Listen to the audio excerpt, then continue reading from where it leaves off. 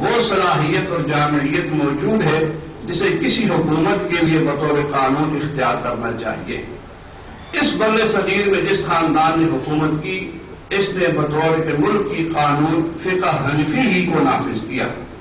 غزنوی، غوری، خلجی، لودھی وغیرہ جو خاندان یا افراد حاکم رہے، انہوں نے فقہ حنفی ہی کو قانوناً اختیار کیا۔ محی الدین اورنگزیب عالمگیر رحمہ اللہ کے دور میں مرتب کیے جانے والا مجموعہ فقہ حنفی فتاوی عالمگیری اسی امر کی تائید کر رہا ہے۔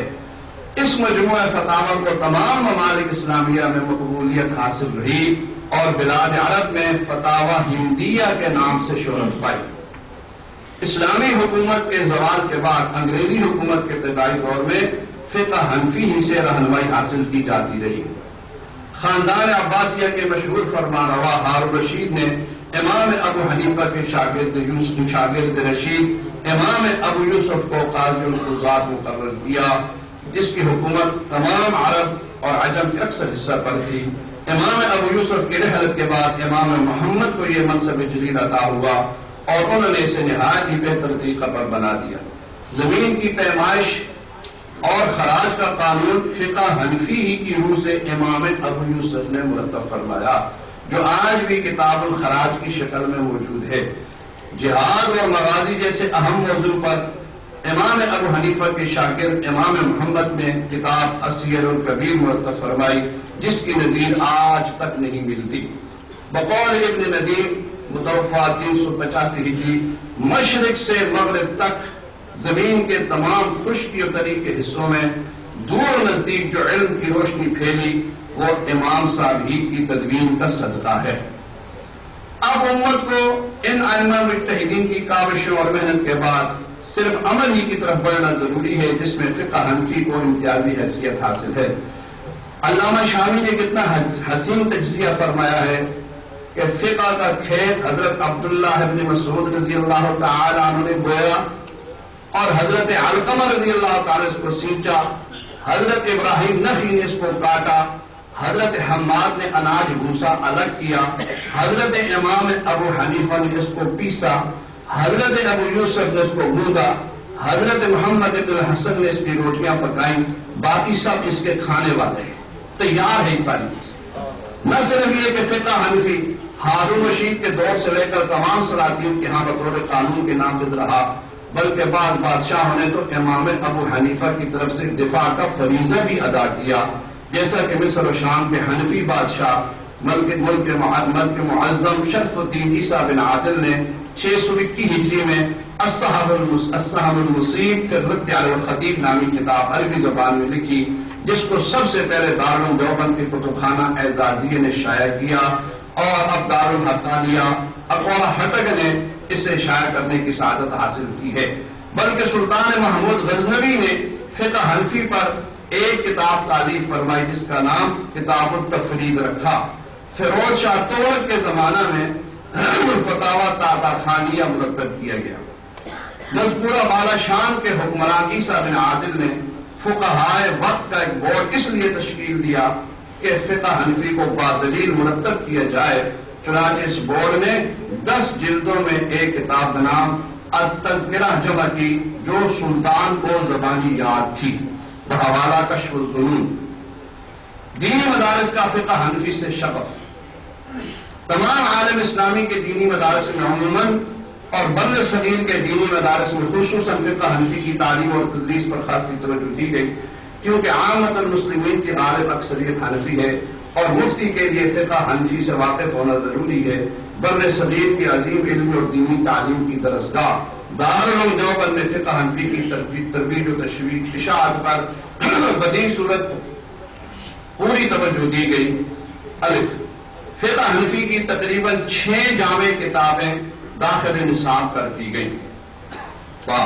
ایک دارالافتاء قائم کیا گیا، جس سے لاکھوں افراد نے اپنی ضروریات کی رہنمائی کے لیے فقہ حنفی کا فتویٰ طلب کیا۔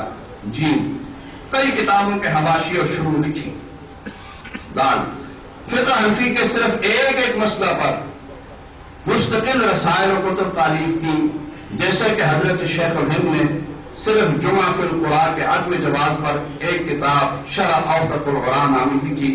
حضرت انور شاہ کشمیری رحمہ اللہ نے دفع الدین کے بارے میں فقہ حنفی کے موقف کو مدلل ثابت کرنے کے لیے نیر الفرقدین نامی کتاب تحریر فرمائی، اور نماز وطر کے بارے میں فقہ حنفی کے استدلال کو محکم کرنے کے لیے کشف السطر لکھی، جبکہ فاتح خلف الامام کے دلائل میں فصل خطاب لکھی۔ یہ سب کتب مطبوع ہیں اور دستیاب ہیں۔ ہاں، دورہ حدیث میں سید الانبیاء صلی اللہ علیہ وسلم کے ارشادات کی تشریح کے ساتھ ساتھ مسلک احناف کو ثابت کیا اور اسے اپنے لیے سرمایہ سعادت سمجھا، جیسا کہ 1330 ہجری میں مفتی عبدو کے شاگرد رشید علامہ رشید رضا مصری دیوبند تشریف لائے تو ان کے سامنے علامہ انور شاہ نے جو تقریر عربی زبان میں فرمائی، اس سے متاثر ہو کر علامہ رشید رضا نے یہ فرمایا، استاد جلیل مولانا انور شاہ نے جو اصول بیان کیے اور اپنے مشائخ کا مسلک جو مجھے بتایا، میں اسے پسند کرتا ہوں اور اس سے متفق ہوں۔ فقہ حنفی بلا شبہ کافی و وافی ہے۔ علماء دیوبند نے کتب حدیث کی جو شروع لکھی ہے ان میں پوری شرح اور بسط کے ساتھ تشریح احادیث کے ساتھ ساتھ فقہ حنفی کو مدلل ثابت کیا ہے، جیسا کہ حضرت مولانا خلیل احمد صاحب مہاجر مدنی رحمہ اللہ نے ابو داؤد کی شریف کی شرح بذل المجہود لکھی، جو بر صغیر میں تو 7 جلدوں میں طبع ہوئی، مگر اب مصر سے 22 جلدوں میں طبع ہوئی ہے۔ حضرت مولانا انور شاہ کشمیری رحمہ اللہ کی فیض الباری میں فقہ حنفی کا تفوق ثابت کیا گیا ہے۔ شاہ صاحب کے شاگرد رشید احمد رضا صاحب نے انوار الباری کے نام سے بخاری شریف کی شرح تعریف فرمائی، جس میں فقہ حنفی کی جامعیت پر کافی مواد جمع فرمایا ہے۔ مسلم شریف کی شرح فتح الملم حضرت علامہ شبیر احمد عثمانی کا علمی اور دینی شاہکار ہے۔ قطب الارشاد کی تقاریر البخاری حضرت شیخ الحدیث مولانا محمد زکریہ نور اللہ مرقدہ کی تشریح سے جامع الدراری کے نام سے کئی جلدوں میں شائع ہو چکی ہے۔ سنن ترمذی شریف کی شرح شیخ العرب والعجم حضرت مولانا سید حسین احمد مدنی قدس سر العزیز کی تقاریر متعدد عنوانات سے شائع ہو چکی ہیں۔ محدث کبیر حضرت علامہ بنوری نے ترمذی شریف کی شرح عربی زبان میں بنام معارف السنن تحریر فرمائی، جو علماء حدیث کے لیے عظیم رہنما ہے۔ حضرت شیخ الحدیث مولانا محمد زکریہ نور اللہ مرقدہ نے موطا امام مالک کی شرح اوجد المسالک تحریر فرمائی۔ ان شروع میں فقہ حنفی کو کتاب اور سنت کی روشنی میں مدلل ثابت کیا گیا ہے۔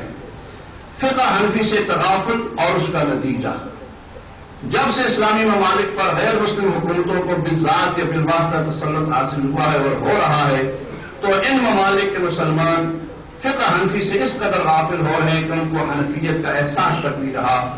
اسی طرح اپنے وطن عزیز پاکستان میں بعض وہ ادارے اور طبقات جن کو حنفیت کے فروغ اور تحفظ کے لیے محنت کرنی چاہیے تھی، بالارادہ یا بلا ارادہ اس سے غفلت برت رہے ہیں۔ دینی مدارس میں فقہی نصاب کو مختصر سے مختصر کیا جا رہا ہے، جس کا نتیجہ یہ ہے کہ ملک میں مفتی حضرات کا فقدان ہے۔ استدلال کے بجائے فقہ حنفی کے لیے قرآن حدیث کا مطالعہ زوروں پر ہے، جس کا نتیجہ یہ ہے کہ 1200 سال سے مرتب شدہ مسائل میں موشگافیاں کی جا رہی ہیں۔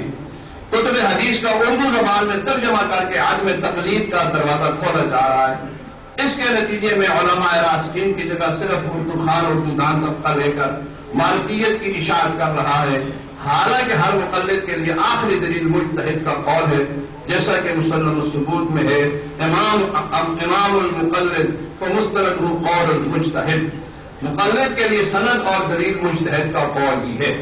اب اگر ایک شخص امام ابو حنیفہ رحمۃ اللہ تعالی علیہ کے مقلد ہونے کا مدعی ہو اور ساتھ ہی امام حنیفہ کے قول کے ساتھ کیا ارادہ قرآن و سنت کا بطور دلیل مطالبہ کرتا ہے، تو وہ الفاظ دیگر اپنے امام اور رہنما کے استدلال پر یقین نہیں رکھتا۔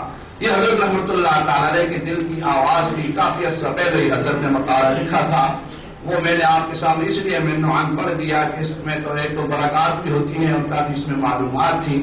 اللہ تبارک و تعالیٰ اس محنت کو، اس کاوش کو قبول و منظور فرمائے، جو حضرات اتنی محنت کے ساتھ پورے ملک میں یہ کام کر رہے ہیں، بلکہ ملک سے باہر بھی اور الحمدللہ ثم الحمدللہ اس کے اثرات بہت حد تک ظاہر ہو رہے ہیں، بہت زیادہ۔ انشاءاللہ وہ خوشخبریاں، وہ چیزیں ساتھ ساتھ آپ کے سامنے آتی رہیں گی۔ اللہ تبارک و تعالیٰ کسی کی محنت کو بھی ضائع نہیں کرتے جبکہ وہ اخلاص کے ساتھ کی جائے۔ اللہ تبارک و تعالیٰ ہم سب کو اس سے زیادہ خدمت دین کی سعادت کی توفیق نصیب فرمائے۔ وآخر دعوانا الحمدللہ رب العالمین۔